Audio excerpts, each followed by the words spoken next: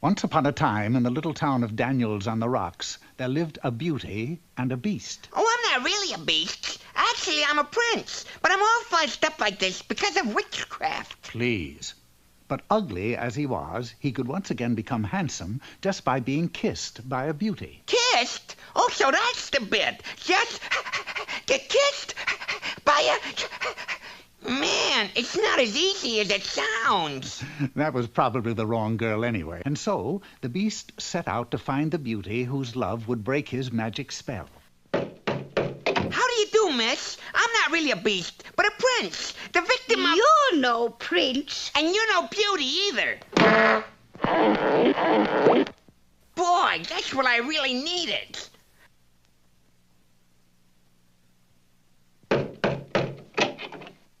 Hello, you gorgeous thing. I'm not really a beast, but a prince. The victim of... witchcraft! Listen to me. This is a true story. I'm a handsome prince. Well, an inventive beast knows when to change tactics, and this particular beast knew that it was the smart thing to present his case before presenting his face. Call me a beast, will you? Next, the beast posed as an old friend of the family. Ho, ho, ho, ho, ho, ho, ho. How about a big kiss for Santy? Well, obviously, it was time to look for another approach. A kissing booth at a fair, for instance. There, the beast would simply buy a kiss for himself, and it just might be the kiss. Then again, it might not.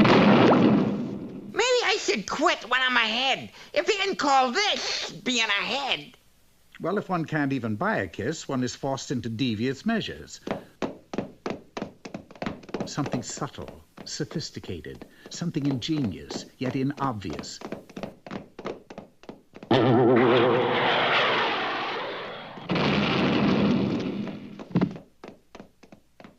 Fortunately for the beast, there was a wedding taking place in a nearby garden. A natural. The beast simply had to stand in line with the other guests and kiss the bride.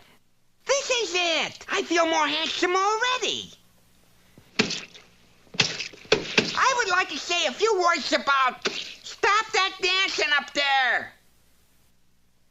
Another day, another ugly. But wait, what is this? A fair...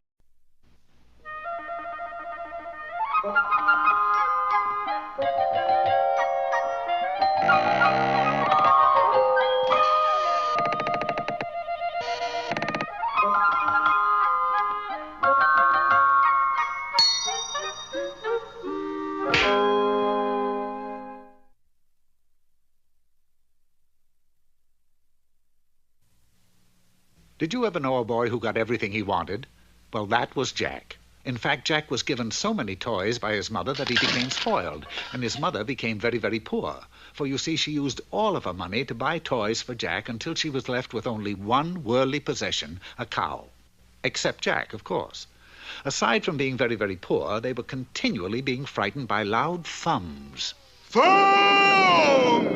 And sometimes fees. Fee! Which would come out of the sky like thunder. This was very noisy, to say the least.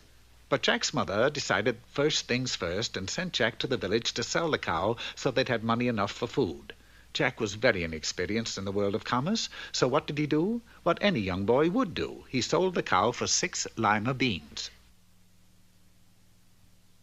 Jack, you've never heard such fumming and feeing since you've been gone. I thought the sky would crash in on our heads. How much did you get for the cow, son? 6 lima beans, Mother.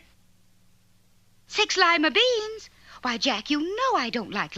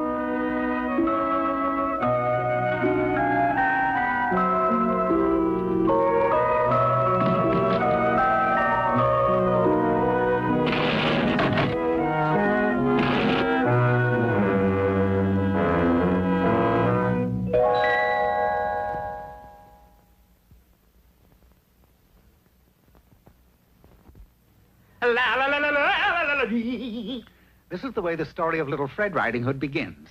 Little Fred Riding Hood lived in a little woods in a little house with his little mother. As a lad, it could not be said that he was good looking. Nor very smart, for he could only count up to 1. 1? And he did that badly. But the one thing that could be said about Little Fred Riding Hood was that he had a beautiful voice and could sing like a bird. And one morning, his mother said to him, Freddie, dear, Yes, Ma? if you don't stop that off-key singing around the house, I'm going to lay into you with this broom. But, Ma, Granny spent a fortune giving me singing lessons. Yes, I know she did, and I think it's high time we got even with her. Now, here, take this basket of sheet music and go through the woods to Granny's house. Sing to her for a change and see how she likes it. And so, taking the basket, Little Fred Riding Hood skipped merrily off into the woods. Skipping is a very hard way to travel, and Fred was out of condition anyway, so a short time later, he stopped to rest. I will take 5 by this hollow stump. But no sooner did Fred sit down than he heard an awful commotion within that stump. Oh, ouch! Oh, my God! Ouch! Ouch! And there were 2 funny little men with high-pointed hats, and their long gray beards were tied firmly together.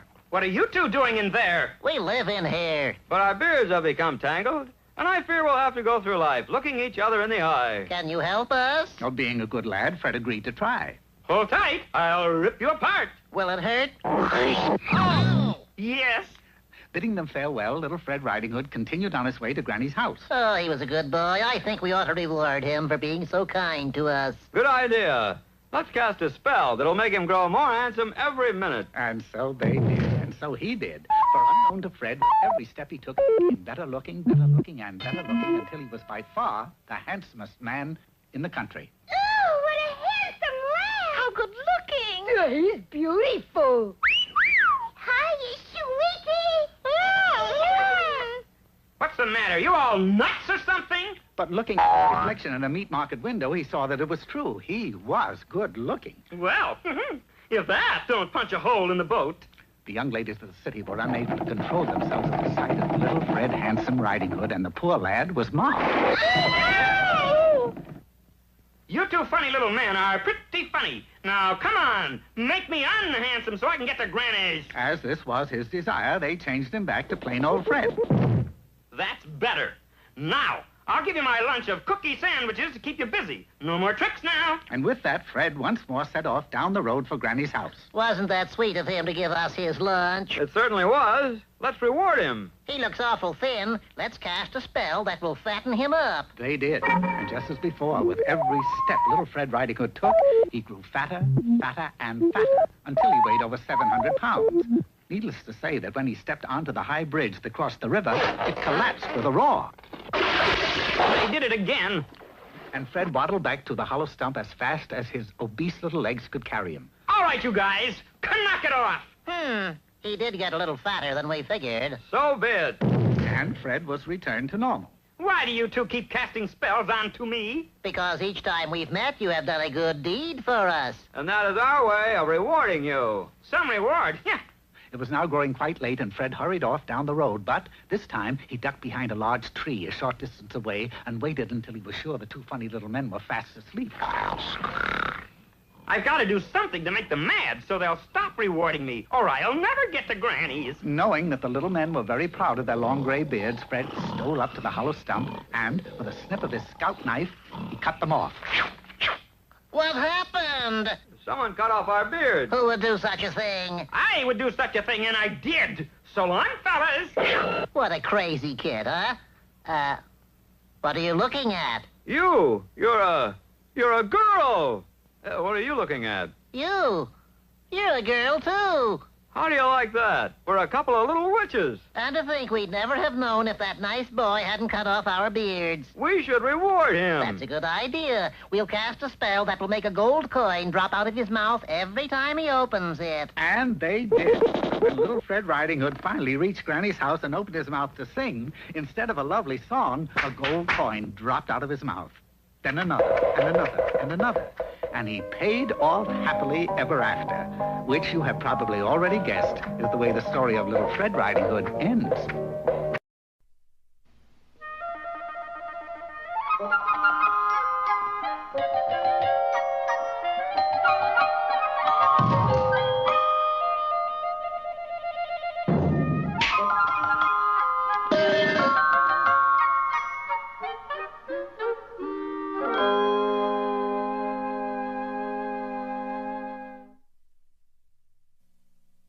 Once upon a time, in a city far away, lived a kindly old woodcarver named Geppetto. His workshop was in the poorer section of town. It was very tiny, and his only tool was a crude jackknife. Boy, this whittling sure gets to be a drag. Look at me talking to a pine-topper dummy. Oh, if you was only a real kid. I could have get you a paper route somewhere. Take it easy for a while. Kindly old Geppetto had no sooner shuffled off to bed than a good fairy mysteriously appeared. Oh, kindly old Geppetto, he's so lonely. I shall grant his wish and give this puppet life. Hey, what happened? Who are you? I'm the good fairy, and I've just brought you to life. You're kidding. No! But look at me, I'm still wood. I want to be a real boy. You shall be, but first you must do a brave deed. I knew there was a catch in it. Now you must tell kindly old Geppetto the good news. And the good fairy disappeared as mysteriously as she had come. Pinocchio hurried.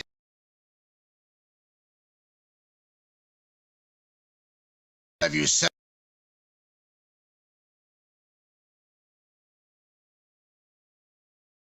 But where's your strings? Get out of here. But it's true, kindly old Geppetto. See for yourself.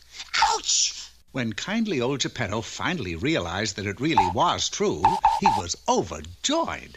Oh, boy, hot the puppies and also yippee. You're happy because you won't be lonely anymore? No, I'm happy because I'm not going to be poor anymore. A talking puppet with no strings is worth a fortune. I'm going to call you Pinocchio, start my own television show. Pinocchio? Why Pinocchio? It's catchy. But I don't want to be on television. I want to do a brave deed and become a real boy.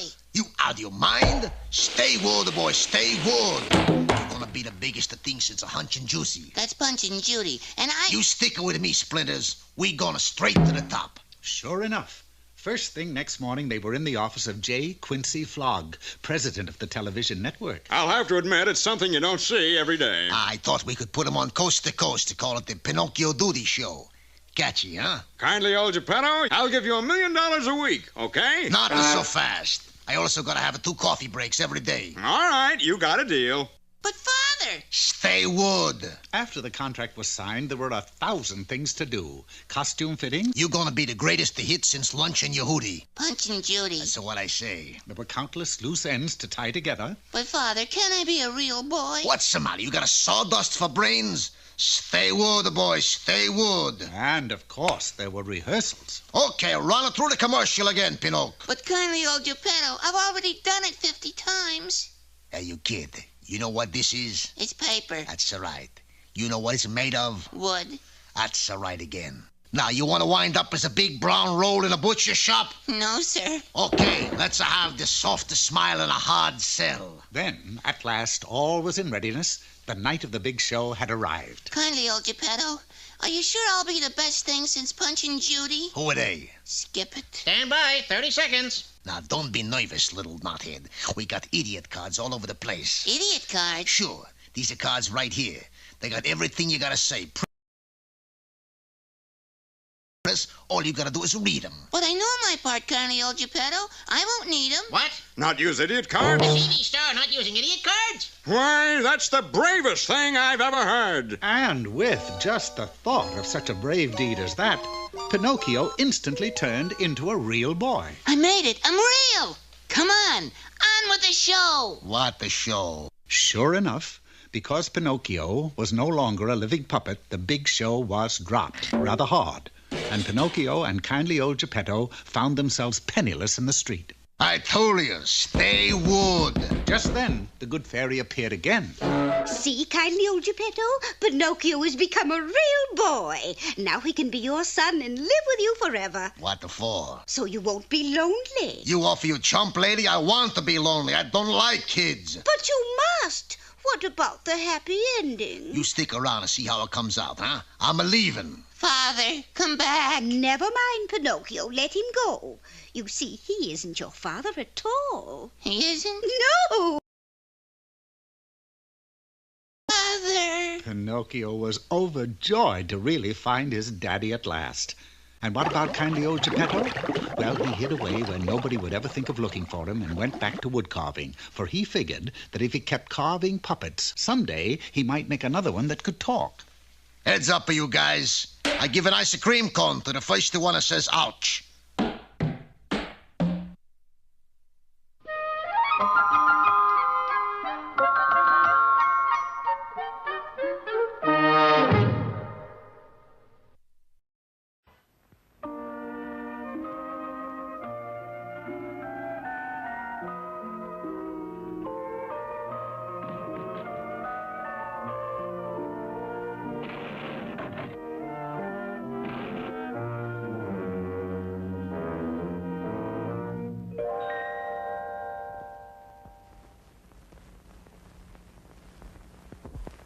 Once upon a time, there was an exciting fairy tale about a young boy named Aladdin, who, instead of having a yo-yo like the other kids in the neighborhood, had a magic lamp.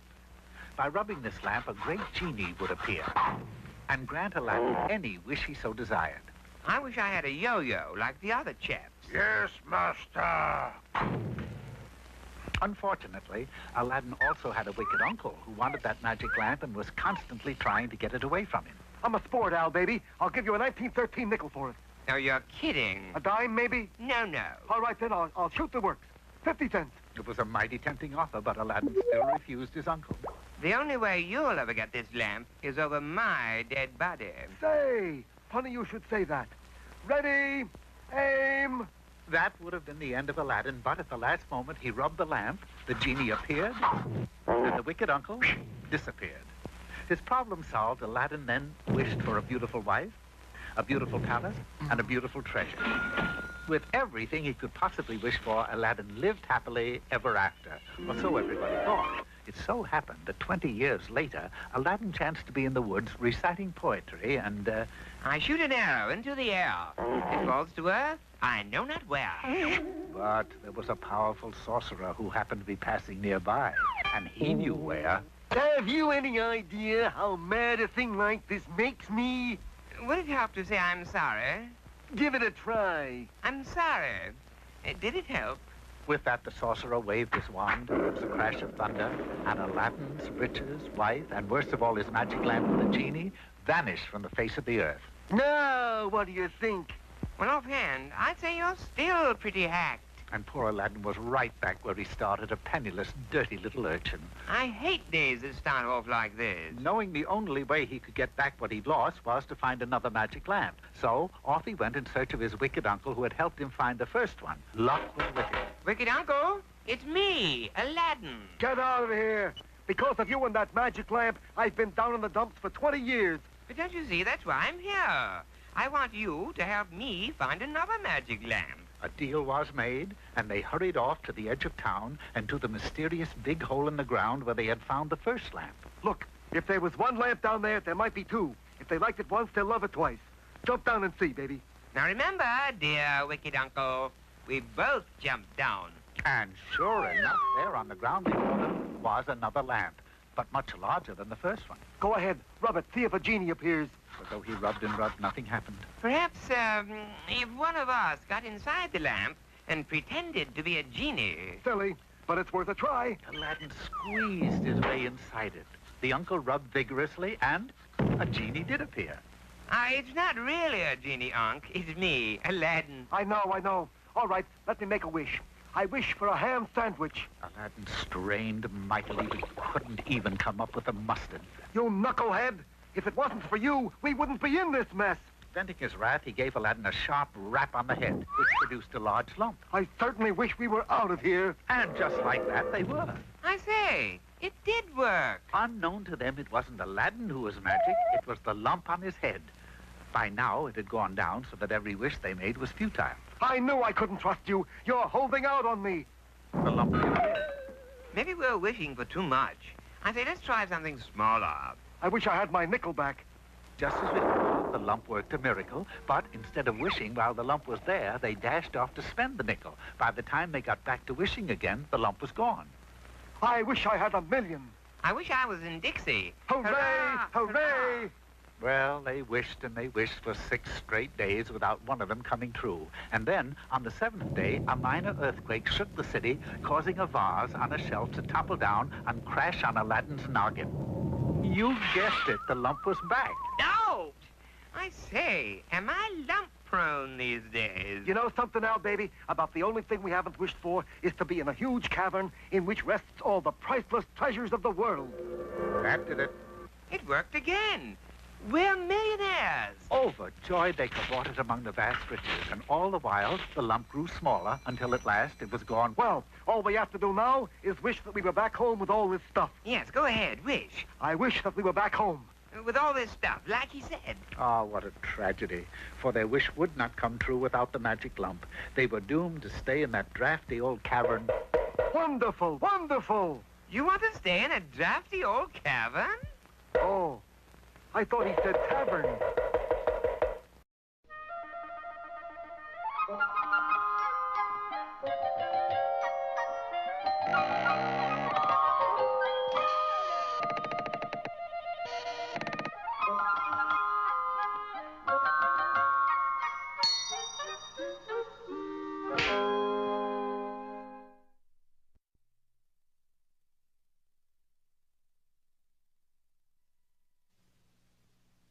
Once upon a time, in the little town of Daniels on the Rocks, there lived a beauty and a beast. Oh, I'm not really a beast. Actually, I'm a prince. But I'm all fussed up like this because of witchcraft. Please. But ugly as he was, he could once again become handsome just by being kissed by a beauty. Kissed? Oh, so that's the bit. Just get kissed by a...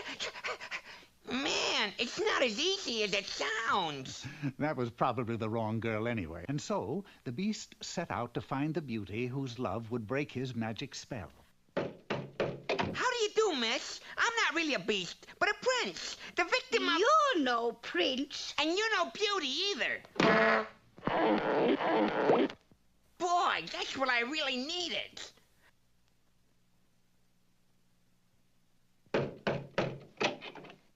Hello, you gorgeous thing. I'm not really a beast, but a prince. The victim of... Oh, witchcraft! Listen to me. This is a true story. I'm a handsome prince. Well, an inventive beast knows when to change tactics, and this particular beast knew that it was the smart thing to present his case before presenting his face. Call me a beast, will you? Next, the beast posed as an old friend of the family. Ho, ho, ho, ho, ho, ho, ho. How about a big kiss for Santy? Well, obviously, it was time to look for another approach. A kissing booth at a fair, for instance. There, the beast would simply buy a kiss for himself, and it just might be the kiss.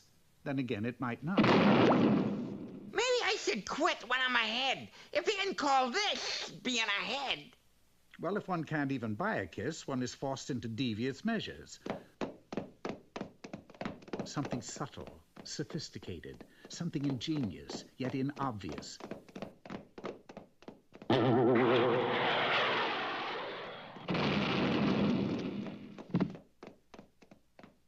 Fortunately for the beast, there was a wedding taking place in a nearby garden. A natural. The beast simply had to stand in line with the other guests and kiss the bride. This is it. I feel more handsome already. I would like to say a few words about... Stop that dancing up there. Another day, another ugly. But wait, what is this? A fair maid in yon balcony. Romeo, Romeo, wherefore art thou? Up, up, up, and away! But the damsel did not do good like a Juliet should. However, not to be discouraged, the beast tried again, this time by air. His takeoff was superb, but we can't say as much for his landing. Jousting was an old favorite sport in fairy story days. After the joust, the winner usually threw a rose to the lady of his choice, who, in return, would reward him with a kiss. This seemed like a perfect opportunity to the beast, so he threw the rose, it was high and a little inside, and made ready to receive his reward. But instead, the next good prospect for a kiss was on the edge of disaster as the beast happened by. I'll save her. Then she'll kiss me out of gratitude. No, wait, stop. Don't do it. Hold it. Don't be rash. Wait, hold on. I'll save you. Well, eventually, even a beast gets discouraged. I'm just a no-good beastnik. So the next time he met a beauty... Hello? Here, hit me. Go ahead, shock me good. Say all do. But the beast can only become a prince again if a beauty kisses him. The real beauty. Black of hair. Black of hair. Red of lips. Red of lips. Fair of skin.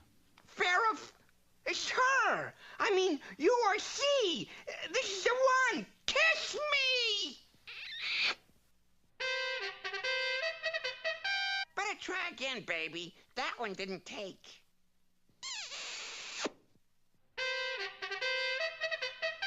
Well, the script says that you turn back into a prince. You really are a prince, aren't you? Listen, bud. You get kissed your way, I'll get kissed my way.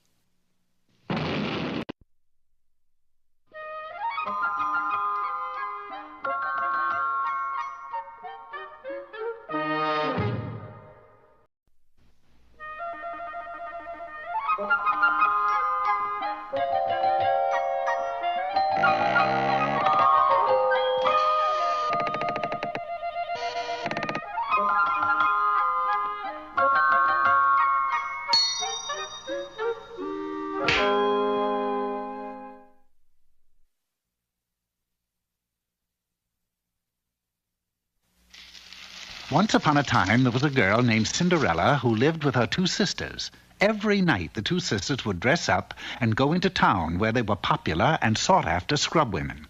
Night after night, Cinderella would stay home doing the chores. It's work, work, work. All the time work. Then, one day, she heard a strange little voice. Cinderella! Cinderella! Who left that screen open again? Hey, watch it, hold it. I'm your fairy godmother. Oh, boy. All right, change me. Huh? Do me over, you know, the gown, jewels, carriage, glass slippers, and like that. Oh, you mean this model? Yeah, that's it. Of course, my dear. Just sign here. Sign what? It's our little contract. I'll give you all these things. I'll sign.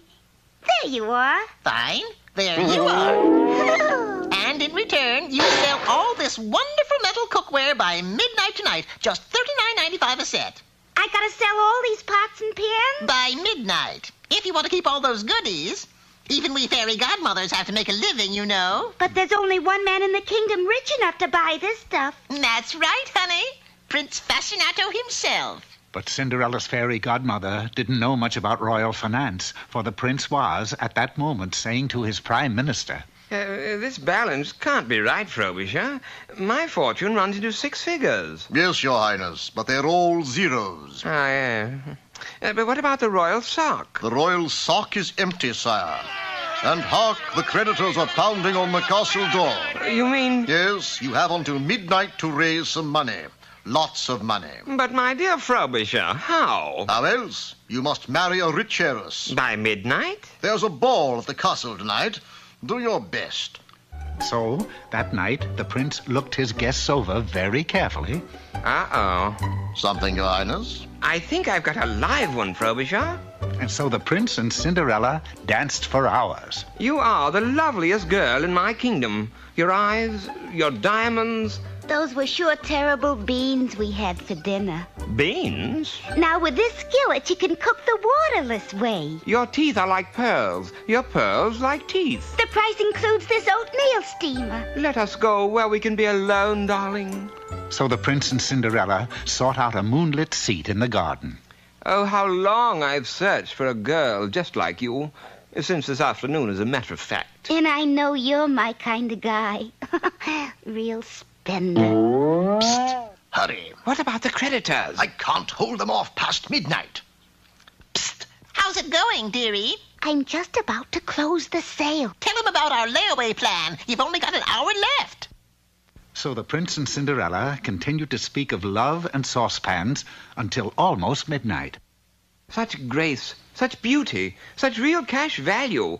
Will you be mine? There's no vitamin waste, see? And they scour clean in a jiffy. You've got just 2 minutes. You have just 2 minutes. Say yes, my love. What's $39.95 to a sport like you? Show him the egg poachers, dearie. Only 70 cents extra. Give her the bended knee bit. It's almost midnight. Of course, in such close quarters, the prime minister and the fairy godmother were bound to meet sooner or later. Your servant, madam. You're cute, honey. Do you do your own cooking? Let us seal our love with a kiss. Just $5 down and pennies a week. Marry her quick. I've got to pay cash for these pots. Unfortunately, it was already a little too late. First, Cinderella lost her permanent, then her jewels, then her gown. My, you heiresses certainly depreciate fast. Embarrassed, Cinderella ran from the castle, losing one of her slippers as she did so. The prince, of course, was finally cornered by his creditors. Frobisher! He's not here, honey, but maybe I can be of some assistance. So Cinderella returned to her old home and her old job. Work, work, work. All the time work. Who's there? How do you do, miss? I know who you are. You're the prince. Yes, it was the prince. Real love had triumphed at last. The world became alive to the tempo of romance. The birds and the bees sang out. 1,000 stars fell on the lovely young girl and the handsome prince. Young lady, I have here... I know. You have my slipper. Now, as a matter of fact, it's brushes. Brushes? Yes, some old lady has me selling them door to door.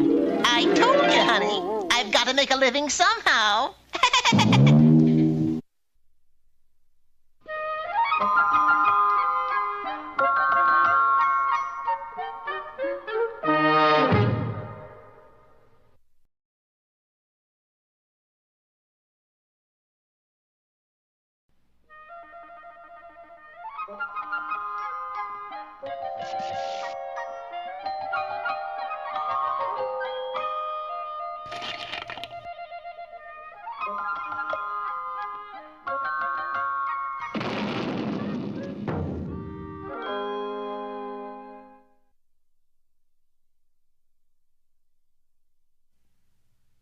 Once upon a time, there was a girl named Cinderella. She was as pretty as a princess, but she wasn't a princess. She was only a commoner. The one thing Cinderella wanted in this world was to live in the big castle on the hill. But since she was only a commoner, she wasn't even allowed to attend any of the castle functions. When she heard of any of these affairs, she would run to her bedroom, throw herself on the bed, and cry. She wasn't invited to the prune-plucking pageant.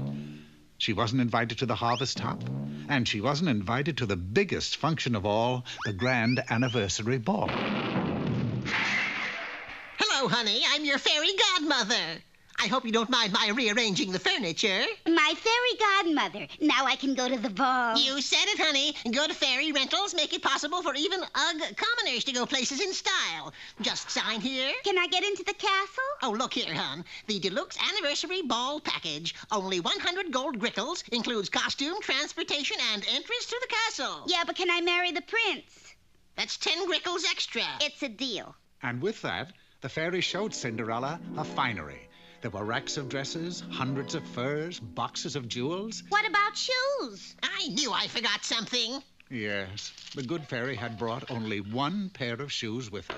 This says 5B. That's just my size. But this one's a 13D. 13D? Yes, it's roomy but comfortable. That's pretty big. It's wear this or go barefoot, hon. I'll wear it.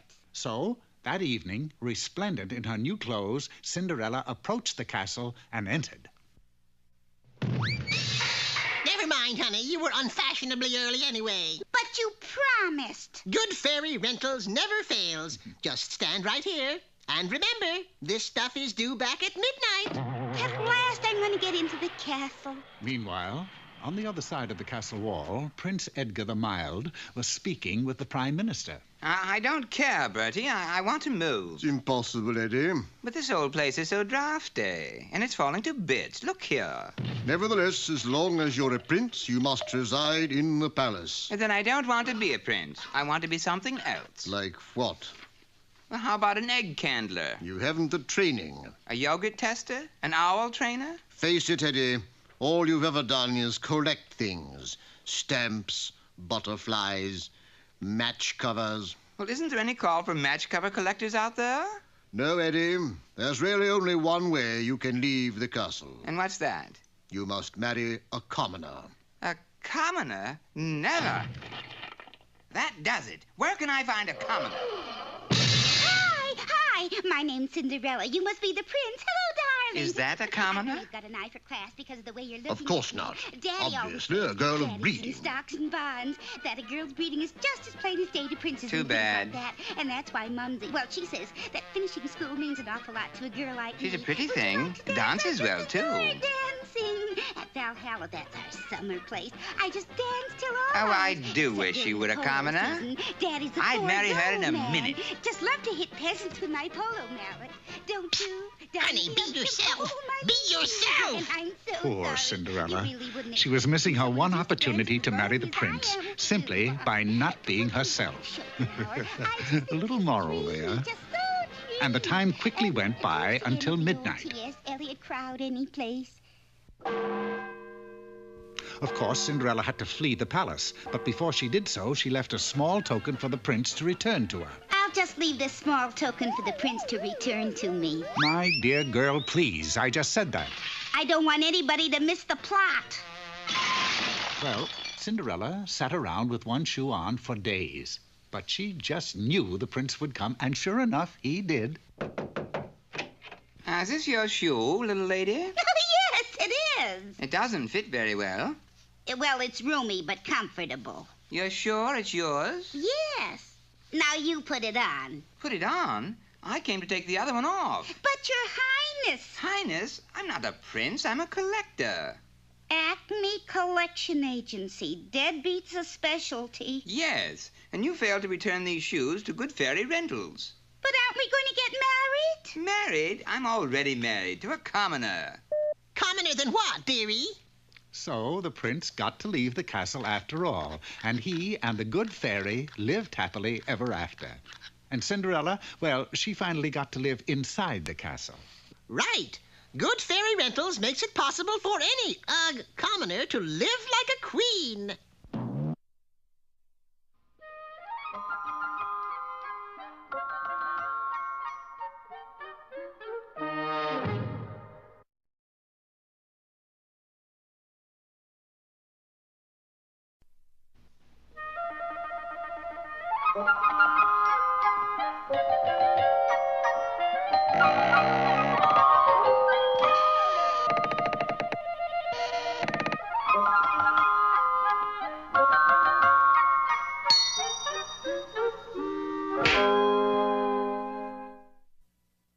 This is the story of Dick Whittington, who lived a long, long time ago in a country called England. Dick was very, very poor. He lived in the village of Poppin full of Squares, and the townspeople had two pastimes, laughing at Dick and singing of London. Oh, London town is made of gold, made of gold, made of gold. London town is made of gold, my fair lady. The townspeople chanted this ditty constantly, day in and day out. Taking everything into consideration, they were quite foolish people. So one day, Dick, feeling quite cheeky, said, "You are quite foolish people," and left for London town to tip loose a few cobblestones of gold so that he might have the last laugh on the people of Poppin full of Squares. What are you doing? I am loosening a cobblestone of gold. Cobblestones of gold? This is London, isn't it? Yeah. Then this is a cobblestone of gold. Well, if this is London town, as you say, then most certainly that is a cobblestone of gold. However, if it does happen to be an ordinary cobblestone, here is my card. Dick rushed off with the cobblestones he had pried loose, but found that he could purchase neither food nor drink with them. Perhaps now I can be of assistance. My card. When I start taking advice from a cat, I knew they were rocks anyway. Here now! Vandals, robbers! Thank you, young man. It's getting so you can't walk down the street at night anymore. But come along. You must have dinner with me.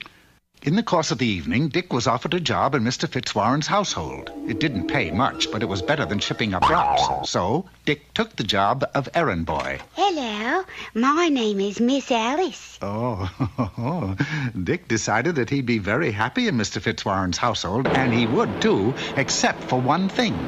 Mr. Fitzwarren was sailing for another kingdom on an extremely important mission. Everyone in the household was giving Mr. Fitzwarren a going-away gift. Alas, poor Dick, he had nothing to give him, and he wanted to make a good impression on Miss Alice. Well, show me the gift, cat. You're looking at it. Mainly me. So a good impression was made on both Mr. Fitzwarren and Miss Alice. The queen of the kingdom to which Mr. Fitzwarren was hurrying had named their kingdom London too, and upon finding out that there already was a London, the queen became very unhappy. Upon seeing the queen unhappy, the prime minister became unhappy, and then the parliament. And when the parliament becomes very unhappy, everybody becomes very unhappy, and eventually everybody looked like the unhappy queen, even the king. To solve this crisis was Mr. Fitzwarren's mission, which became even more of a crisis when he found his face changing too. The queen was fit to be tied. It's all your fault. If you hadn't named that city of yours London, this never would have happened. Now we can't call our kingdom our own or our faces. Not so fast. All is not lost. My card. But I don't want a face. I have a face. But just look at this face. It's a beautiful face, but it's not my face. That face is a happy face. Your face is a sad face. You're unhappy because you cannot name your kingdom London. When you are happy, the happy face will be yours. But what can I do? I so love the name London. And you shall have the name Nodnole, which is London spelt backwards. And so the name was changed to Nodnole, and the Nodnolians regained their happy faces, and the queen became the most beautiful woman in the kingdom. We are indebted to you and your cat. 4 ships filled with gold are yours for helping us. So Mr. Fitzwarren and the cat said goodbye to the Nodnolians and returned to London town and gave Dick the money. Right on my foot! For Mr. Fitzwarren knew that the money would be in the family anyway, for the next day Dick married Miss Alice and called her Miss Alice from that day forward, and she called him Mr. Whittington, which all their friends found a little stuffy, but with all that money, who cared? The following spring, Dick became Lord Mayor of London, and so had the last laugh on the village of Poppinfull of Squares. In the village of Poppinfull of Squares, the people never sang their song of London town. Well, Governor, you'd hardly expect us to sing London town is full of rocks. And never again did they laugh at Dick Whittington or anything else for that matter. But the story does have a happy ending, though, for the next year, ice cream was invented, and everyone lived happily ever after.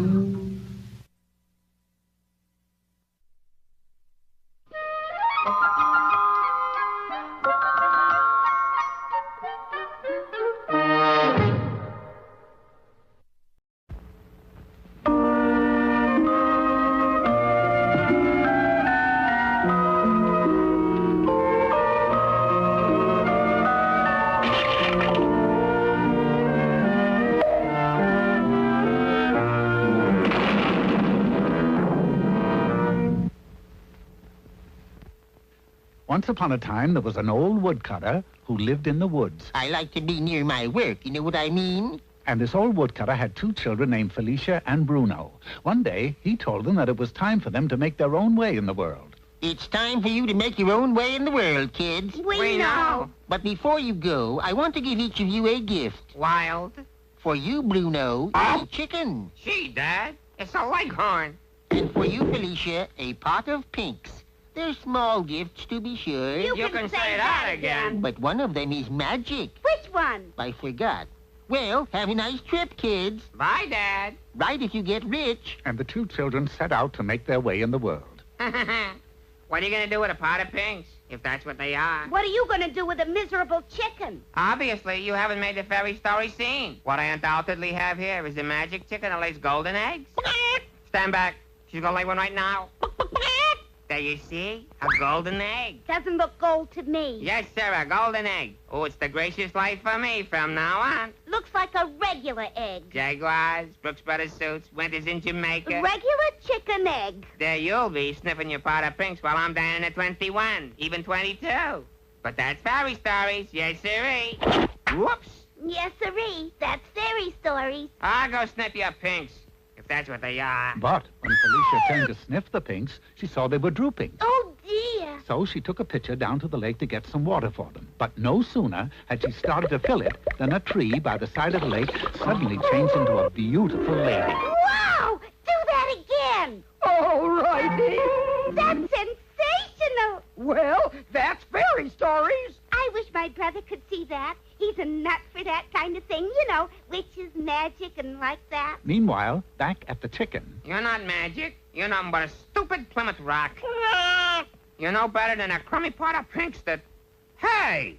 If you're not magic, it must be the pot of pinks that's magic. I should have known. With a dizzy name like pot of pinks.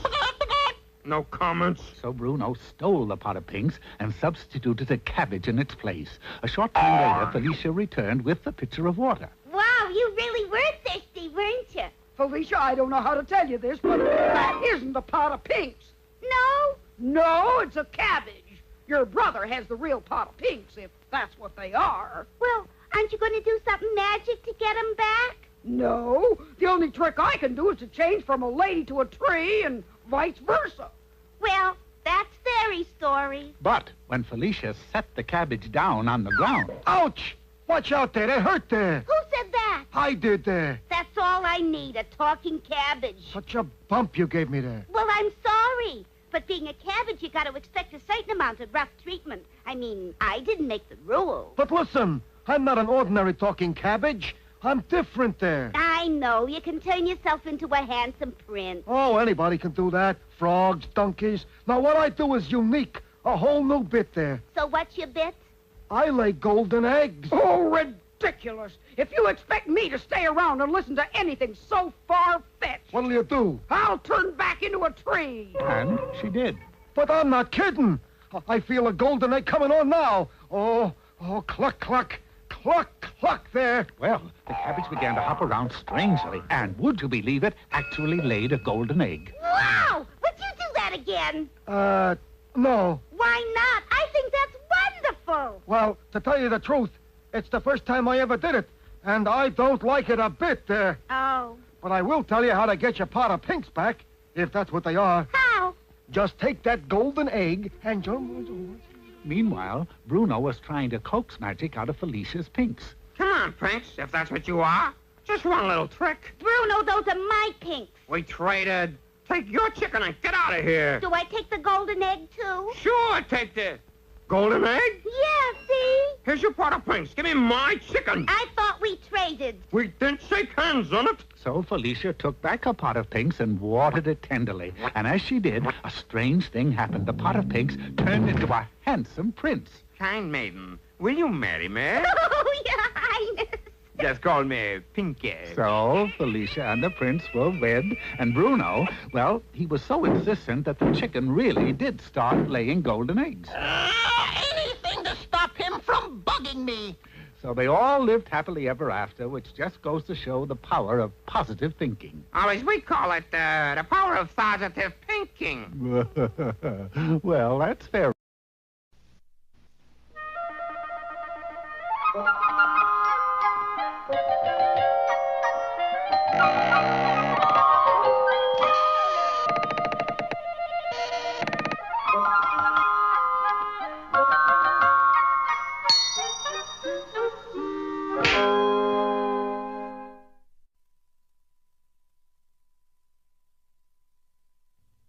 A long, long time ago, more than a year in fact, a little girl lived with her mother in a little house on the edge of a deep wood. It was a pretty house, and she was a pretty girl. Her name was Twissenelda Woofenpickle. But she had such lovely golden curls that everybody called her Goldilocks, which you must admit was just as well. Now, Goldilocks had just one bad fault. She was very careless, especially with things that belonged to other people. Children who let her play with their toys always wished that they hadn't. One day, Goldilocks decided to take a walk into the deep woods. It was going to be a long walk, so she packed a lunch and borrowed her father's compass to show her the way. And off she went. Well, about 2 sandwiches, a banana, and 4 prunes later, she decided to start back. But the compass now acted very strangely. She started toward what she thought was home, but the first thing you know, she was walking in circles. Only she didn't know it. Look, footprints. If I follow them, I'm bound to get out of these woods eventually. So Goldilocks wearily trudged round and round in the same old circle for hours. Then, alone and scared, she covered herself with a cloak. Well, almost. And shivered her way through the long, cold night. Now, just a little way from where she lay stood an odd-looking house, the home of the Bear family, Papa, Mama, and little Oswald. Breakfast is ready. Looks good. Go! Oswald, stop shouting. That wasn't me. It was Pop. Why, Bruce Bear. Hawk. What? Not what? Hawk is hawk. It's supposed to be hot. Not that doggone hot. Oh, all right. Why don't we take a little walk until it cools off a bit? So the three bears set out on their walk, leaving their breakfast on the table. Meanwhile, back at the old oak tree, Goldilocks suddenly woke to a wonderful smell of hot porridge. She followed the smell right to the cottage. There was nobody home, but a little thing like that didn't bother Goldilocks. Oh, joy, breakfast. Oh, that's too hot. I'll put some milk on this one. Oh, brah, that makes it too cold. This one looks just right. And it tasted just right, too, clear to the bottom of the bowl. Then, because she hadn't had much sleep the night before, Goldilocks began to feel tired. Oh, these chairs look good. Oh, dear, this one's much too high. And this one's much too low. But this one is just right. So Goldilocks rocked and rocked in Oswald's tiny chair until one time she rocked just a little too far. But Goldilocks didn't care. After all, it wasn't her chair. Still, she needed a place to rest, so upstairs she went to lie down in one of the beds. Papa's bed looked pretty inviting, but it was too hard. While Mama's bed was much too soft, but little Oswald's bed was, well, you guessed it, just right. So Goldilocks quickly dropped off to sleep just as the bears returned from their walk. I thought I told you to close the door, Oswald. I did. Perhaps somebody's been here while we were gone. Oh? Anybody here? Oh, what the ding-dong! Somebody's been eating my porridge! Somebody's been eating my porridge. Somebody's been eating my porridge and didn't leave spoon one. Look in the other room, Bruce. Somebody's been rocking in my chair! Somebody's been rocking in my chair. Somebody's been rocking in my chair, and were they ever heavy? Bruce, someone's upstairs. Careful now. There may be trouble. Somebody's been sleeping in my bed. Somebody's been sleeping in my bed. Somebody's been sleeping in my bed, and here she is. Oh! Things got pretty frantic then.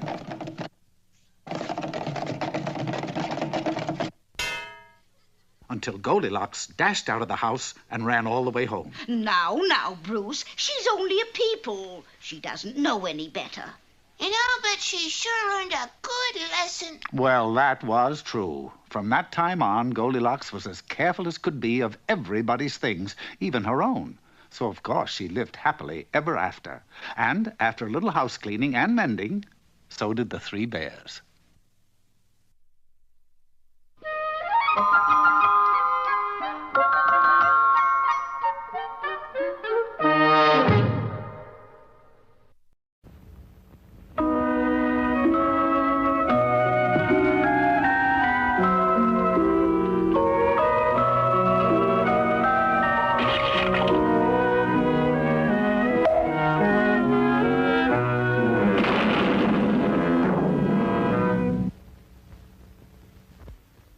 Quite some time ago, a young bear, upon reaching his 21st birthday, said to his mother, I think I'll take a walk in the rain. You go out in your bare feet and you'll catch cold. But he paid his mother no heed and took a 3-hour constitutional in what amounted to a torrential downpour.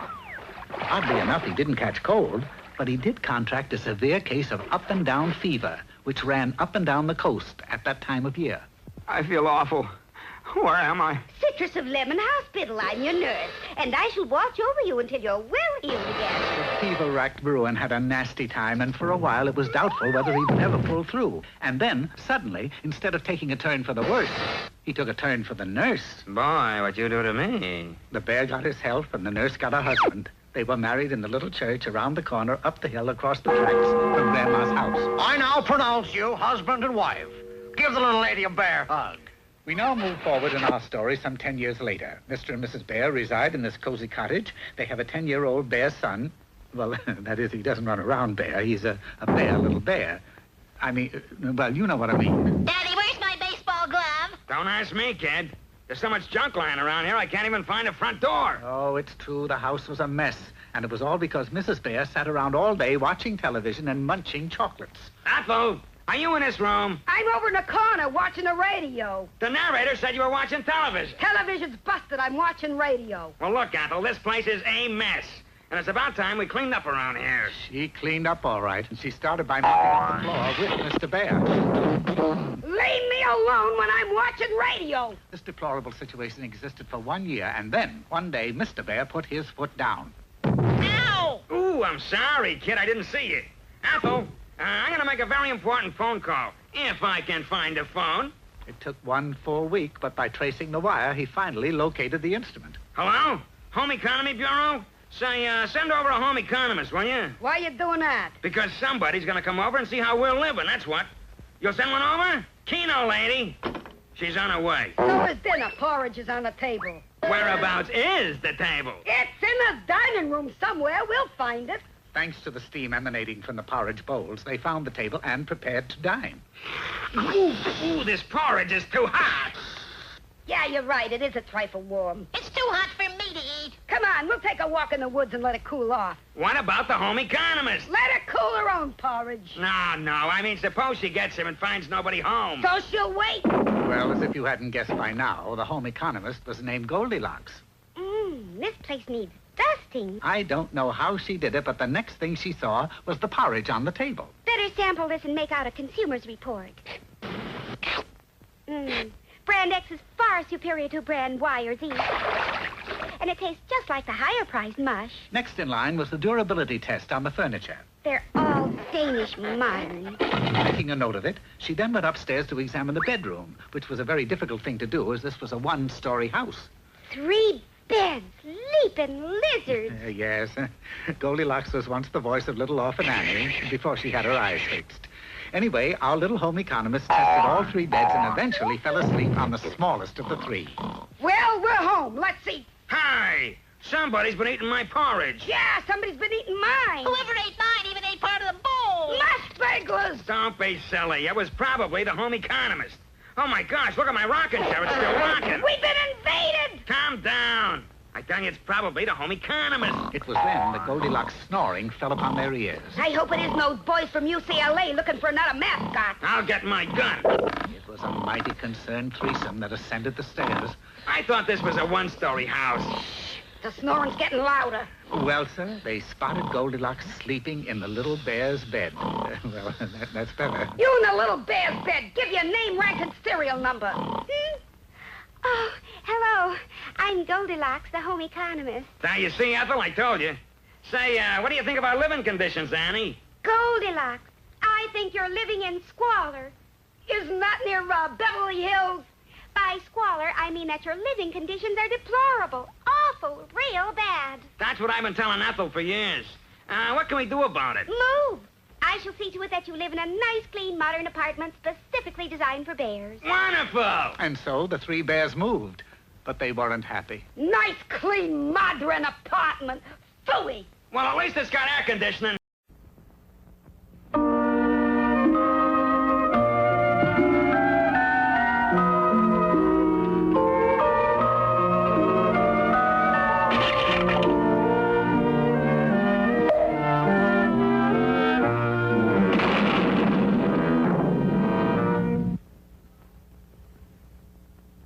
You probably never heard of the Clinker family.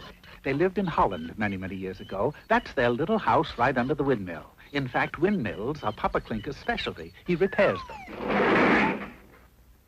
But not very well.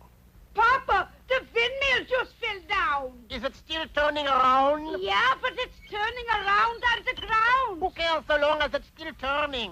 Papa and Mama Clinker had 2 lovely children, a girl with blonde hair and blue eyes, and a little boy with blue hair and blonde eyes. The girl's name was Brunhilde, which in Dutch means she who steps on tulips.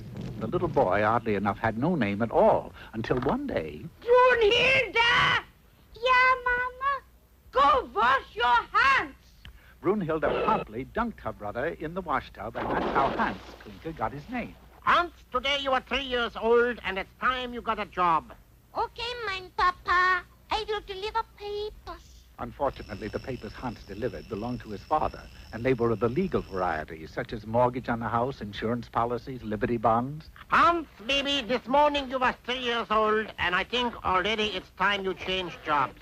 So, little Hans went to work down at the waterfront. Yeah, that's right, little boy. All you gotta do is keep your finger stuck in the hole in the dam. But why, sir? Well, if there is no finger in the dam, the water will pour through and flood the country. A job as a dam plugger didn't pay very much, but you did go home with a very clean finger. But alas, a tourist came by seeking the whereabouts of the nearest Travelers' Aid Society. Hans pointed. Hans, this morning you were 3 years old and you got your first job. This afternoon you were 3 years old and you changed jobs. Tonight you are still 3 years old and you're going into retirement. But mein Papa, I am too young to be idle. The boy is right, Papa. He needs a vacation. Vocation, Mama. All right, already. What would you like to do, Hans?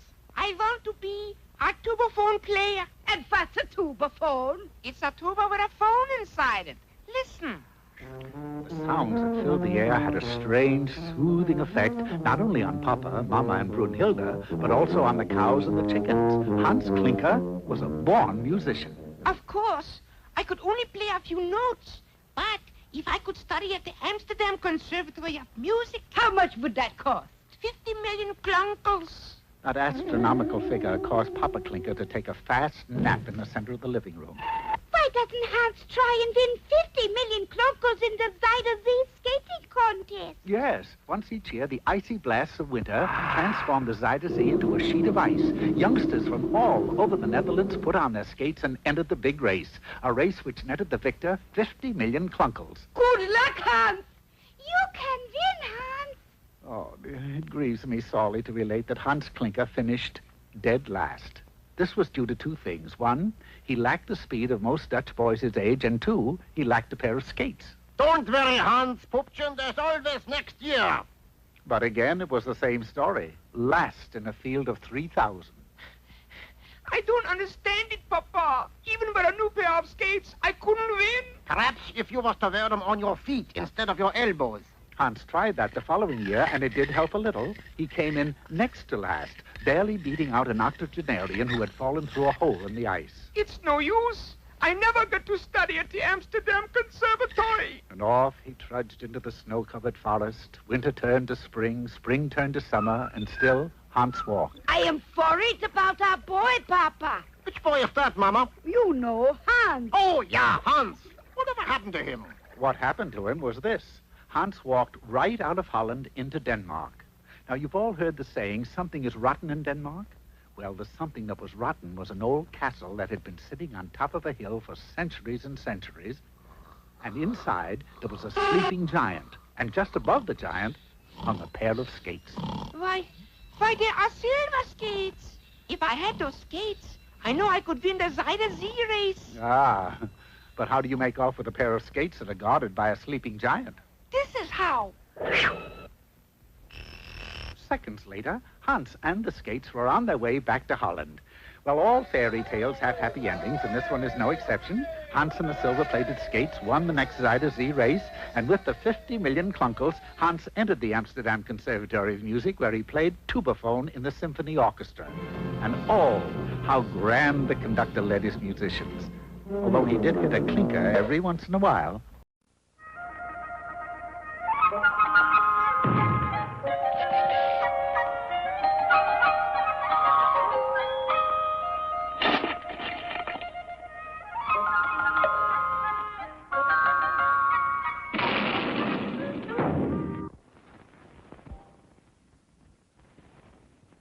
Once upon a time, in a large forest, there lived a woodchopper, his wife, and their 2 children, Hansel and Gretel. It was a beautiful forest full of trees, flowers, butterflies, and streams. Matter of fact, there was just one thing missing. Food! I must have food! Food? Food isn't everything, dear. No, but it's something. But we have the trees, the flowers, the butterflies, the streams. What more could a body want? A square meal, that's what. Okay, spoil sport. Now, you might think that in a forest as big as this one, the woodchopper would be able to bring back some game for the table. But a curious thing happened to him when he went out. He just couldn't pass a tree without chopping it down. Well, I mean, after all, a woodchopper is to chop wood. So, each night the woodchopper would come home with lots of logs, but no food. And what good are logs? You can't eat them. Who says? Yummy. Anyone for roast leg of log? I think we better split and get some food, Hansel. Yeah, looks like Mom's a little kooky. Kooky? I wish I had a kooky. So, taking a few precious grains of parched corn, the children set out for the forest. Hours later, Gretel began to worry. When we found food, how do we find our way back? Easy. Remember those grains of parched corn? Well, I've been leaving them as a trail so we can find our way home. Some neat plan, huh? That plan is for the birds. And so it was. The birds had eaten all the corn. Hopelessly lost, the children wandered about until Hansel suddenly bumped into something that wasn't a tree. Watch your step, stupid. You bumped right into that gingerbread house. Gingerbread house? Oh, isn't it cunning? Cunning? It looks good enough to eat. Have a piece of shutter. I'm more of a shingle and doorman myself. And in a few minutes, Hansel and Gretel had eaten a big hole in the little house. Then, suddenly... Nibble, nibble like a mouse. Who is nibbling at my house? There's always a catch. You're a wicked witch, aren't you? Well, yes. And you got all kinds of magic powers, true? Well, no. You can't breathe fire and smoke? Nope. I just get dizzy. You can't summon up demons? I don't know. Hey, you demons! You got no magic powers at all? Well, there is one thing I'm pretty good at. Turning children into aardvarks. Yeah, at that you're pretty good. But I don't really care much for aardvarks. Then why do you keep changing children into them? Because I care even less for children. Besides, I have the witch's tradition to uphold. Isn't there something you'd rather do? Oh, sure. I'd like to know how to ride a broomstick. Vroom, boy. But what's the use? I'll never get off the ground. If I show you how to ride a broomstick, will you change Hansel back again? Of course. But you aren't even a witch. Oh, come now. There's a little bit of the witch in all of us girls. Give me the broom. Now, you take this broom. Yeah. And you twirl it all around. Yeah. Now you put it on the ground. Oh, yeah. And you sit right down. Yeah. Now you tell that broom. Boom, boom, boom. Now you're on the roof. And sure enough, Gretel began to fly. Now me. But unfortunately, the witch hadn't asked how to turn the broom off. So, once she started it, she had to keep on going. And in a little while, she was in orbit around the Earth, where she remained to this day. But she did keep her word, for as soon as she had gone, Hansel turned back into himself. And so did aardvarks all over the world. In fact, aardvarks might have become extinct if it weren't for the fact that some aardvarks decided that they'd be happier remaining aardvarks. At any rate, Hansel and Gretel packed up the rest of the witch's house and started off. Of course, since they were in a magic forest, they soon came upon a huge talking duck. Oh, Duck, would you tell us the way back to our cottage? Je ne comprends pas. Yes, unfortunately, this was a French talking duck. But he indicated that the children were to get on his back, and down the river they went. After a long while, the duck said, Et voilà, nous avons arrivé. Which is French for end of the line. Oh, joy! Home again! For there, sitting on a log, was their father, not with his axe, but with a musket. Father, why aren't you chopping down trees? Well, Gretel, I finally decided that all that glitters is not trees. You can't buy happiness with trees. Besides, I've chopped them all down. Now it's hunting. Hunting is the only thing. So, from that day on, Hansel and Gretel had plenty of food, and their mother never went hungry again. You know, sometimes I wish he'd stuck to his wood chopping.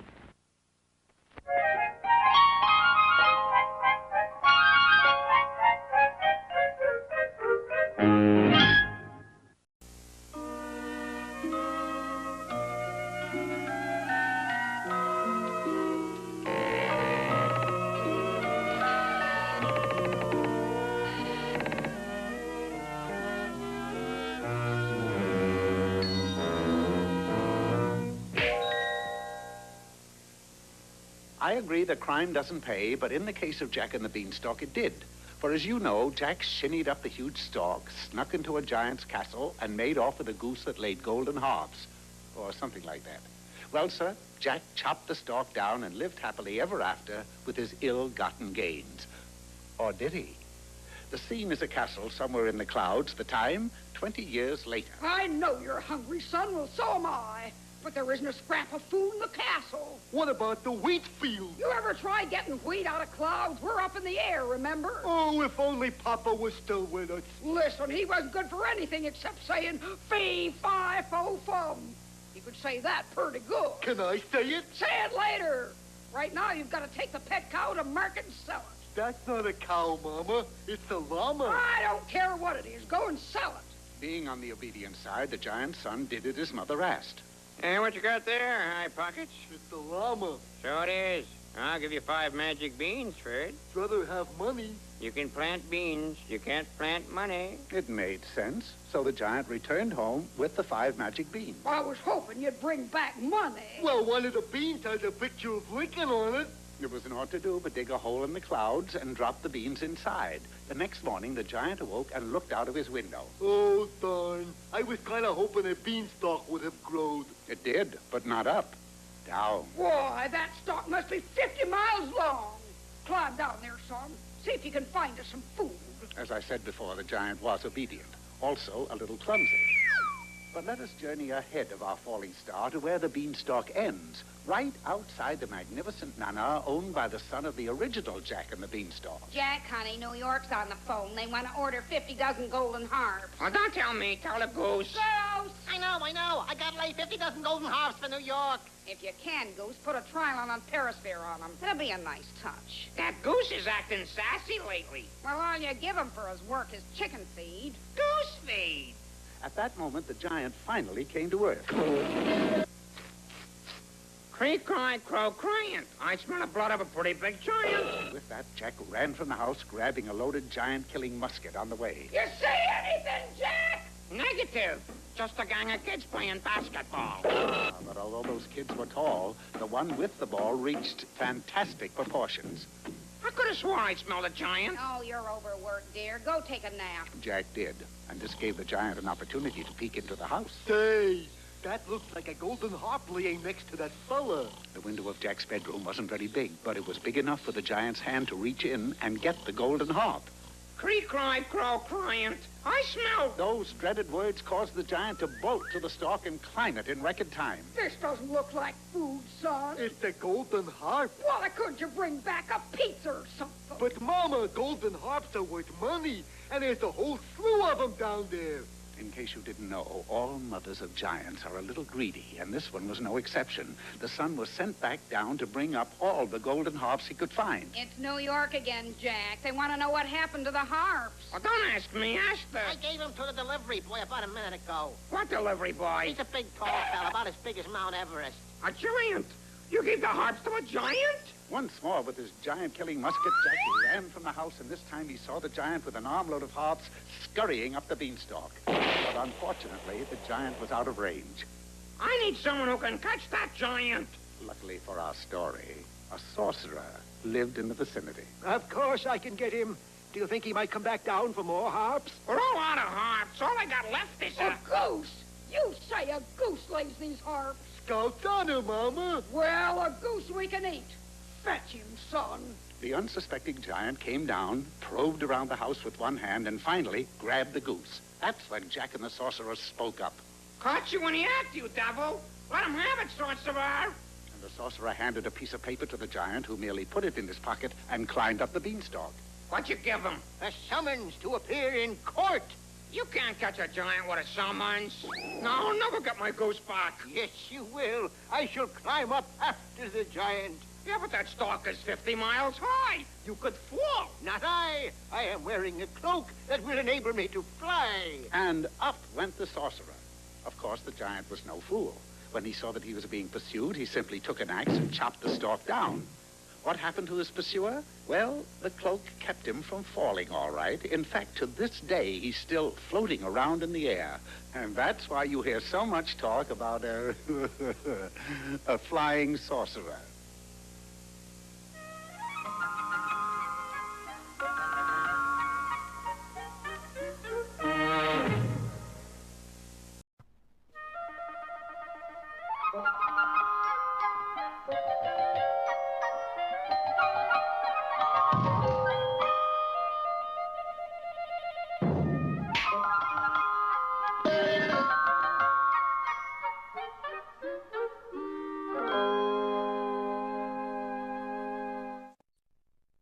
Once upon a time, there was a king named Midas. He was a very greedy king indeed. The one thing he loved most in the world was gold. The one thing he had the most of was gold. And the one thing he wanted more of was gold, gold, gold. So he sent his tax collectors into the kingdom to do his gold gathering for him. As the people grew poorer and poorer from being taxed, Midas grew richer and richer. Finally, the people were reduced to living on a diet of turnips. As a result, King Midas began to get the funny feeling that people didn't like him very much. I need to do something to make people like me. Then I can tax them even more. So the king called a meeting of his advisors, Bobble, Bangle, Bead, and Benson. Gentlemen, I must be made popular. Well, sire, I'm just talking off the top of my thatch. What is it, Benson? Well, what about lowering the taxes? We could... That wasn't it, huh? The next day, the king called another meeting of his advisors, Bobble, Bangle, and Bead. Well, let's put this idea on the rack, see how it stretches, KM. We'll point out your warm human qualities. What warm human qualities? Well, you must have some. Like what? Dogs. Everybody likes dogs. I hate dogs! I can see it now. Heralds all over the kingdom, posters on every wall. Midas loves mutts.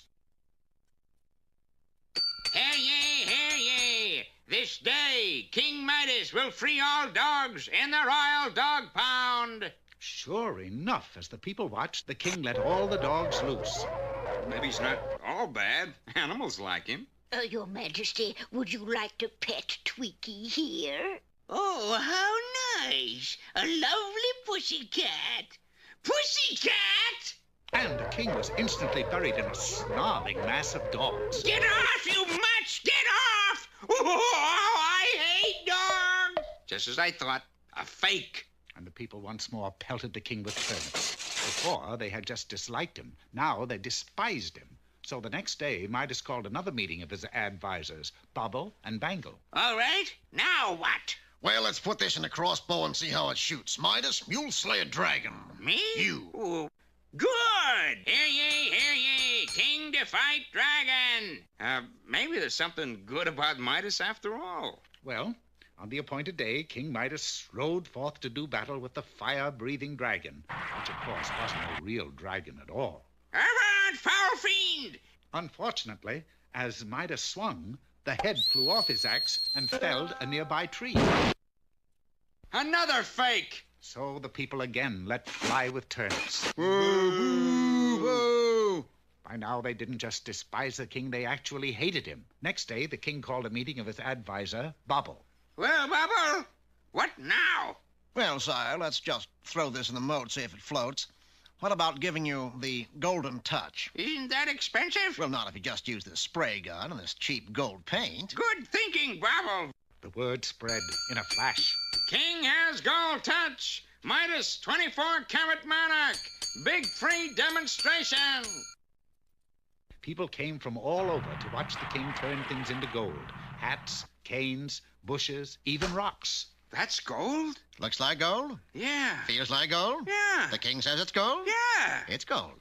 Hooray for King Midas!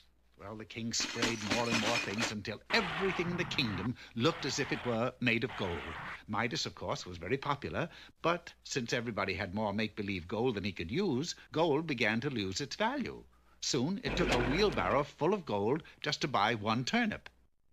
But back in his castle, the king was very happy indeed. Bobble, you've done it. The people like me, and I'm still the richest man in the kingdom. Not quite, sire. Huh? The country has gone off the gold standard. What? Well, what is the standard now? Turnips. Turnips? Yes, turnips it was. And of course, everybody had some turnips. Everybody except King Midas. With nothing but gold, he was the poorest man in his own kingdom. You mean I'm broke, Bobble? Looks like, sire. So the next day, the king called a meeting of his advisors. And of course, nobody was there but him. Today, King Midas lives in a very modest castle on a little side street. He still has lots and lots of friends, and of course, he still has the golden touch.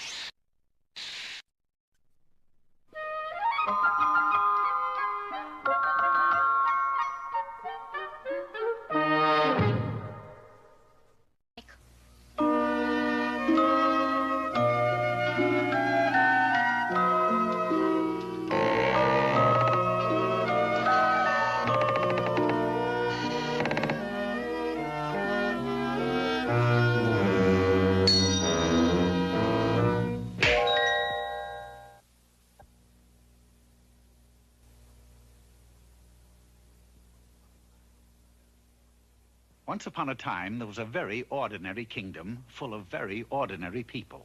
They were so ordinary that they would have found life very dull indeed if it weren't for just one extraordinary girl named Beauty. Oh, I spread a little sunshine on my way to make you blithe and bonny all day. She was so lovely and gay that when ordinary people saw her, they didn't feel quite so ordinary. Oh, I spread a little sunshine on my way.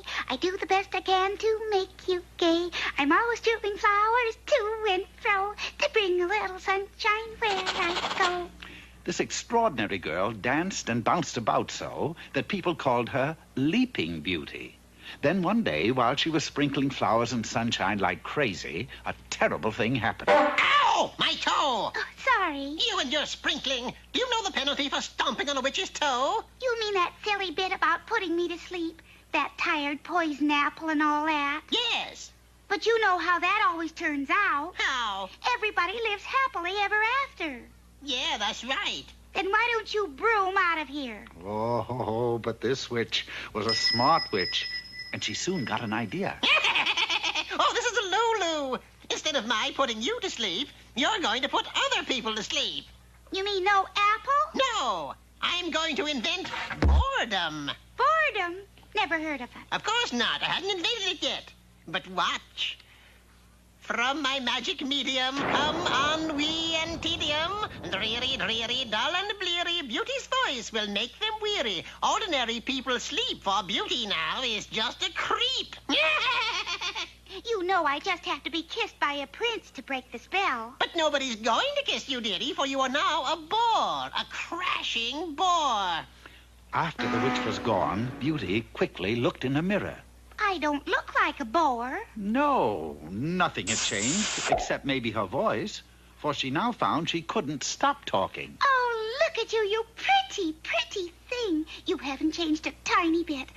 Love that girl. But she wasn't really the same at all. Look at me, oh, look at me. I'm as lovely as can be. I'm as pretty as a picture, too. Lucky, lucky, lucky you.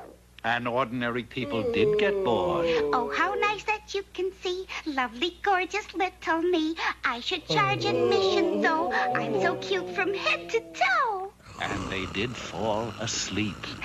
Oh, my goodness, the Wicked Witch did it. I'm a bore. A dreadful, crashing, sleep-making bore.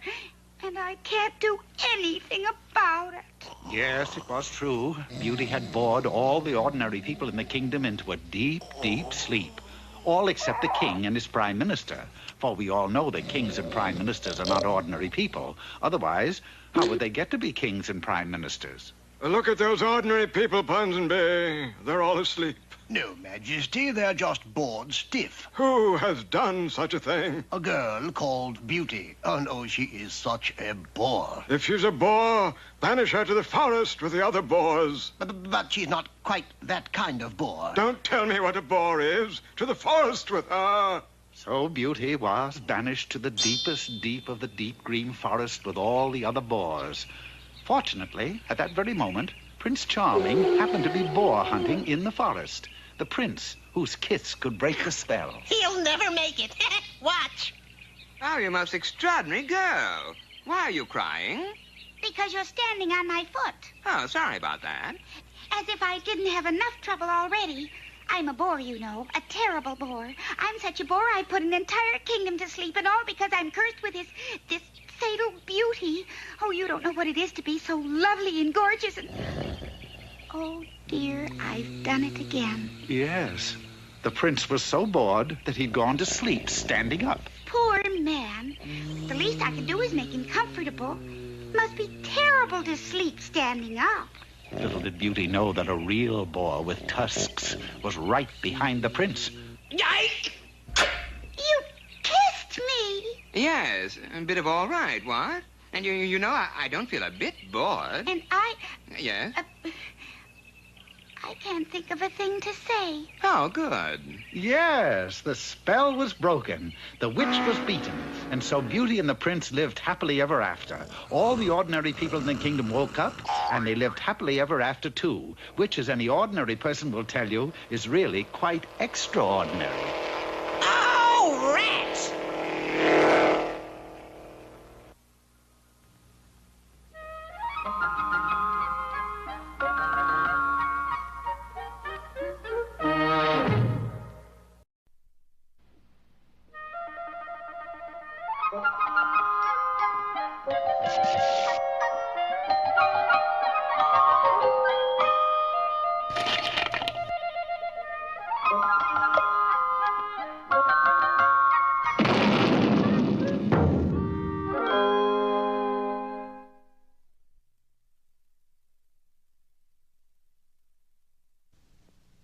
In the land of Harump, which is pronounced like when you clear your throat, there lived an ogre. This ogre was so ugly that he developed powers to change himself so that he wouldn't have to look at his ugly face. Oh, you are ugly. I have never seen such an ugly face. Change to something else. Well, now you're not ugly, but man, look at those ears. Aside from being ugly, he was mean and nasty. He kept the whole countryside in slavery because, aside from being uglier than his countrymen, he was also bigger, much bigger. Because of this evil ogre, a miller, tired of trying to make ends meet, died. And to his first son, an energetic type, he willed the mill. To the second son, a simple type, he willed an ass. And to the third son, a dirty type, that is to say, an unwashed type, he left a cat. A cat? A cat? What can I do with a cat? Cat soup, that's all you're good for. If you just cool down, I'll show you how I shall be more useful to you alive than floating around in a kettle of carrots and turnips. Explain to me, if you please, how you can be of use. Just give me a sack and your finest boots, and you'll find you are not so ill off as you suppose. Jack decided that he would give the cat a chance, but as he sat there in his stocking feet, he couldn't help wondering what Puss would need the boots for. Because that's the name of the story, silly. Puss and Boots. Puss marched out to the fields and set his bag to trap the wild game of the countryside.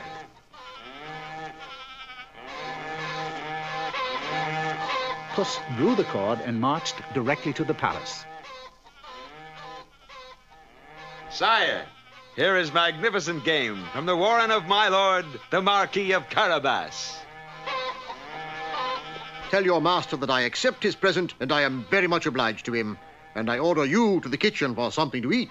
While in the kitchen, Puss overheard two servants talking about an intended drive in the country to be taken by the king and his beautiful daughter the next day. Aha! Puss had a plan. He rushed home to explain it to Jack. What? Let me sleep. If there's one thing I can't stand, it's a loud cat. Stop stomping around the room and speak your piece. Why I don't search out a warm lap by the fireside, I'll never know, for all the gratitude I get around here. However, sir, if you would only follow my advice, your fortune is made. You have to go bathe. Bathe? In the river and leave the rest to me. Only remember, you are no longer yourself, but my lord, the Marquis of Carabas. Bathe? This is a big thing you ask, Cat. A whole new experience, a different way of life. You can't rush into a thing like that. To bathe or not to bathe, that is the question. Oh, it's cold. You didn't tell me it'd be cold. Never mind that. Shh. Here comes the king. Help! Help! It's my lord, the Marquis. Help! Oh, rueful day! Thieves! Thieves! They stole all my master's clothing while he was bathing. By George, he must be a clean fellow, bathing on a cold day like this. Well, it so happens I always carry a change of clothing for marquises in distress. He is size 37, isn't he? They usually are. Size 37, right, sire. And so Jack, for all appearances, became the Marquis of Carabas and was invited by the king to ride with him and his beautiful daughter in the carriage. Meanwhile, Puss was racing on ahead, putting up signs to lead the king to believe that all the land belonged to his master. Puss put up his signs to the very door of the ogre. Ouch! What do you think you're doing? Well, I couldn't think of passing the castle of such a noble gentleman without paying my respect. Hey, a talking cat. But talking is not half so remarkable as your many powers. I hear you have the ability to change. Oh, you mean like this? That's pretty good, you know. How about something tough? Like changing into something small, you know, like a fly. A fly? So be it. Porto! Oh, there you are. Pray tell me who belongs to this beautiful castle. Welcome, sire, to the castle of my lord, the Marquis of Carabas. So all of this land and this castle belongs to you. I'm very, very impressed. But I'm much more impressed by that bath of yours. Any marquis who would brave the elements for the sake of cleanliness is worthy to be a son-in-law. Therefore, I would be honored if you would take my daughter's hand in marriage. And so they were married, and Jack released all the people from bondage and conducted all his important business from the bathtub and lived happily and cleanly ever after.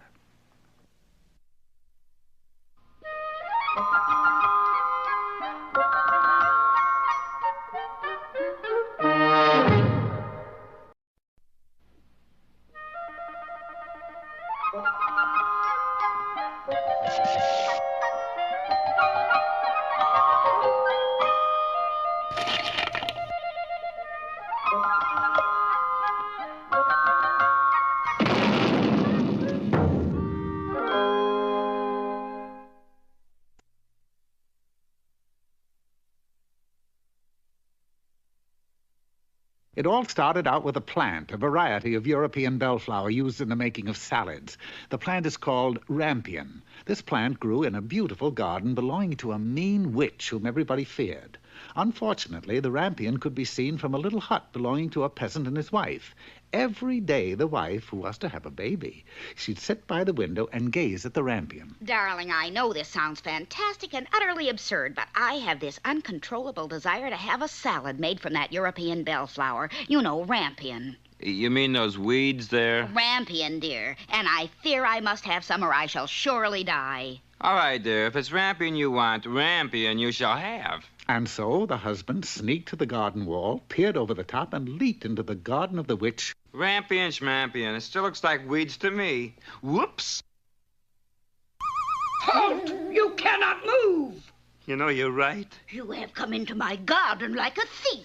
Alas, be merciful. I'm only here because my wife sees your rampion. I think I'll turn you into a toad. And has such a longing for it that she would die if she could get no rampion. If that's true, you can take away as much rampion as you like, but on one condition. You must give me the child which your wife is about to bring into the world.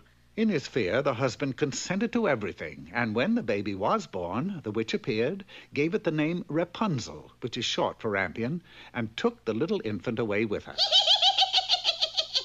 Rapunzel grew into a beautiful child. She played in the woods and was very careful of her long hair, which she would comb day after day. When she was 12 years old, the witch shut her up in a tower. It had neither staircase or door, only a small window. Matter of fact, there was only one way to climb up the tower. Rapunzel, Rapunzel, let down your hair, that I may climb the golden stair. And that was the way. Well, a couple of years later, the king's son was walking in the forest, and he chanced to hear a song so lovely that he stopped to listen. Do-do-do-do-do-do-do-do. The lovely voice came from Rapunzel's tower. Rapunzel, Rapunzel, let down your hair. Ooh, that I may climb the golden stair. Wow! Rapunzel, I have searched far and wide, but never has my heart been so touched by song or beauty such as yours. I like you, too. Will you be my wife and live with me in my kingdom? Yes, I will gladly go with you because actually there doesn't seem to be any future here. I mean, Rapunzel, let down your hair, let up your hair. It gives me a headache, I'll tell you. Then it's settled. We'll be married right away. Just let down your hair and we'll be off. Aren't you forgetting something? No. What? Me. If I let down my hair, how am I to get down? Ah, that's right. Well, I think you'd better go now. The witch will soon return. Oh, don't worry, Rapunzel. I'll think of something.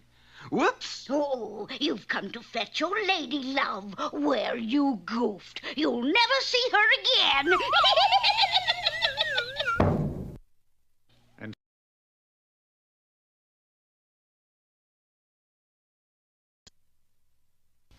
Meanwhile, back at the tower... Oh, you wicked child. I thought I'd separated you from the world, yet you deceived me just for that. Well, now you've done it. We're both stuck here now. Aren't you forgetting? And so poor Rapunzel was left to live in the tower all alone and in great poverty. The poor prince wandered about in the forest for 2 years. Then, one day... It's hair. Yes, hair it was, for in the 2 years, Rapunzel's tresses had grown to their full length again. Rapunzel. I told you I'd think of something, and I have. Only I can't see. Why don't you take off your hat? I can see. And now I'll climb down your hair, and when I get to the bottom, I'll explain my plan. What's your plan? Jump! Jump! That's your plan? Yes! Some plan. After 3 days in the barber shop, Rapunzel and the prince were married and lived happily ever afterward. That is, until one day... Darling, I know this sounds fantastic and utterly absurd, but I have this uncontrollable desire to have a salad made from that variety of European bellflower. A rampion? Yes, dear, rampion. Well, here we go again.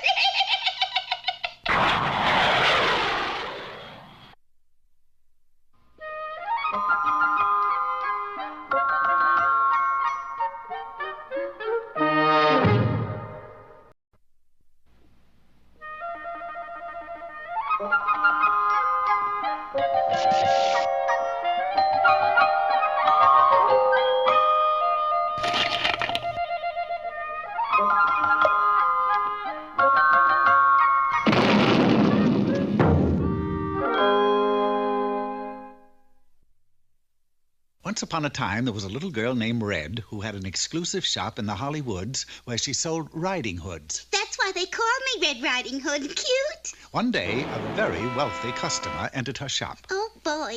Yes, madam, may I help you? I should like to buy a wolfskin riding hood. Wolfskin? Yes. Well, perhaps madam would like to try on this matched shrew-skin hood. No, thank you. This lemming with lemur lining? No. Here's the latest thing from Africa. Genuine #1 boy. Now, see here, young lady. I want a wolfskin riding hood. Money is no object. I shall be here at 3 o'clock to pick it up. My, 3 o'clock. That certainly didn't give Red much time, but she had to get a wolfskin somewhere. Hello? Give me the city zoo. What's that? No, sorry, lady. We got no extra wolves at this time. Perhaps if you care to call back next spring? Meanwhile, not too far away, a mother wolf was calling to her son. Walter! Yes, Mama, honey? I want you to take this basket to Grandma's house right away. But she was here only yesterday and took a whole basket of stuff. I know, but she forgot her teeth. Now, you don't want Granny to have to sit over there and gum her goodies, do you? Good heavens, no! Give me the basket. Remember now, Walter, you must go through the Holly Woods. Don't you worry, Mama, honey. I'll be careful. And with that, the wolf was on his way to Granny's.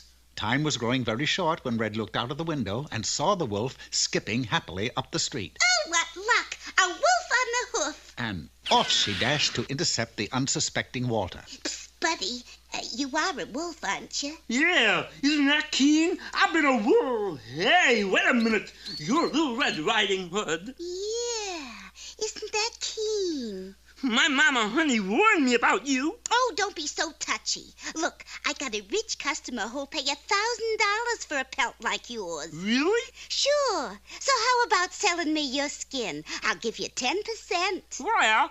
Well, what's the matter? You crazy or something? And Walter slipped out of Red's clutches and ran for his life. Red's proposition didn't appeal to him at all. No, I figure that skin is worth at least 90% right where it is. Now, there were only 20 minutes left, and Red had to act fast, so she did. A few blocks further on, Walter was stopped by an attractive sign. Get acquainted offer. Free haircuts today only. Well, I don't know how the work is, but the price is right. Give me a flat top. Leave the sideburns out and we'll skip the conversation. Okay, I'ma do just like you say. Yeah, that's a pretty cheesy accent you got there. And now hold still. I don't want to ruin the sleeves. The sleeves? Hey, you're Red Riding Hood. Oh, darn, I was hoping you wouldn't notice. And again, the wolf dashed away in fright. Come back! All right, I'll give you 30%. Time was running out fast now. There just had to be a way to catch that wolf off guard, and her only chance of doing that was to beat the wolf to Granny's house. The shortcut the wolf took was really the shortest way to Granny's, but it takes longer because that's the freeway. He was bound to be tied up at the clover leaf for some time. Soon Red arrived at Granny's house and... What luck! nobody home. She hurried inside, used an old bearskin rug to disguise herself as Granny, hopped into bed, and with only 3 minutes left to go, the wolf approached Granny's house. Do-de-do-de-do, dee-dee. But on the way, he had been doing a little thinking. Boy, $1,000 for a wolf skin. I sure could use that kind of money. But where would I get a wolf skin to sell to that rich lady besides my own personal pelt? Come in. Hi, Granny, honey. I brought you... Granny, what beautiful big blue eyes you have. All the better to see you with, my dear. Granny, what beautiful high-quality fur you have. Then it struck him. Granny, wolfskin, $1,000. Oh, come now. Would I sell my own grandmother for a measly $1,000? I don't know. Would you? Of course I would. Wait, what are you doing? You forgot the what big teeth bit. No time for that now. I'm on my way to become a thousandaire. And so, shortly after 3 o'clock on that very afternoon, a very satisfied customer was seen leaving the little fur shop in the Hollywood. It's simply stunning on you, madam. Oh, thank you. I'll wear it every moment. I'll never take it off. Shush! And the wolf? Well, he went into the fur business for himself, and from the looks of things, he was to live happily ever after. Hello, Mater. Walter here. Could you get hold of Uncle Louis, Sid, Herman, and Al, and meet me on the road to Grandma's in, say, half an hour?